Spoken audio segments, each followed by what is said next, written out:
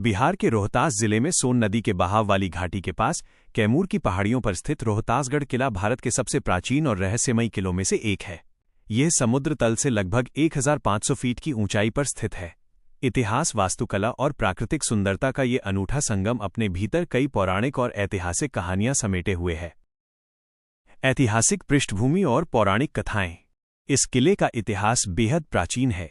पौराणिक मान्यताओं के अनुसार इस किले का निर्माण सत्यवादी राजा हरिश्चंद्र के पुत्र रोहिताश्व ने करवाया था। उन्हीं के नाम पर इसे रोहतासगढ़ कहा गया।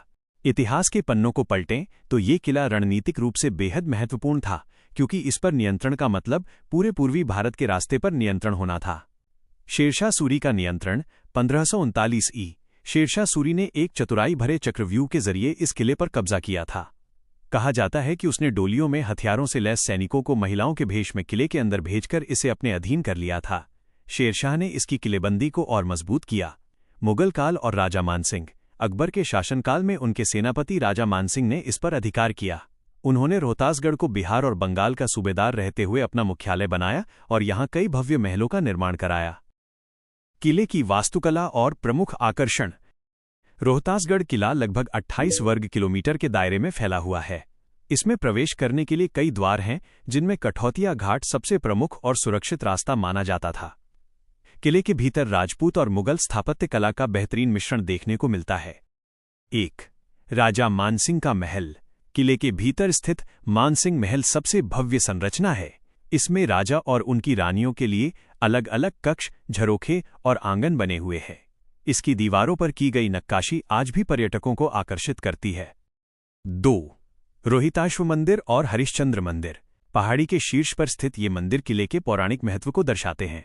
हालांकि अब ये आंशिक रूप से खंडित अवस्था में है, लेकिन इनका ऐतिहासिक महत्व कम नहीं हुआ है। 3. जामी मस्जिद और हब्श खान का मकबरा। सूरी और मुगल काल के दौरान यहाँ कई इस्लामिक संरचनाएं भी बनाई गईं। जामी मस्जिद और हब्श खान का मकबरा उस दौर के बेहतरीन शिल्प कौशल के उदाहरण हैं। 4. हाथी दरवाजा और फांसी घर। किले का मुख्य प्रवेश द्वार हाथी दरवाजा कहलाता है, जहां विशाल हाथियों की मूर्तियां बनी हैं। इसके अलावा किले के एक कोने पर फांसी घर और गहरी खाइयां हैं, जो उस समय के कड़े न्याय तंत्र को दर्शाती हैं। वर्तमान स्थिति और पर्यटन। रोहतासगढ़ किला वर्तमान में भारतीय पुरातत्व सर्वेक्षण ASI के संरक्षण में है।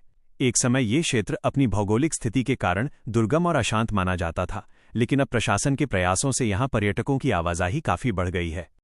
विशेष नोट: पहाड़ी पर स्थित होने के कारण यहाँ तक पहुँचने के लिए ट्रेकिंग करनी पड़ती है।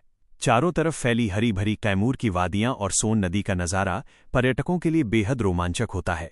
निष्कर्ष: रोहतासगढ़ किला केवल पत्थरों का ढांचा नहीं, बल्कि भारत के गौरवशाली और उतार चढ़ाव भरे इतिहास का जीवंत दस्तावेज है।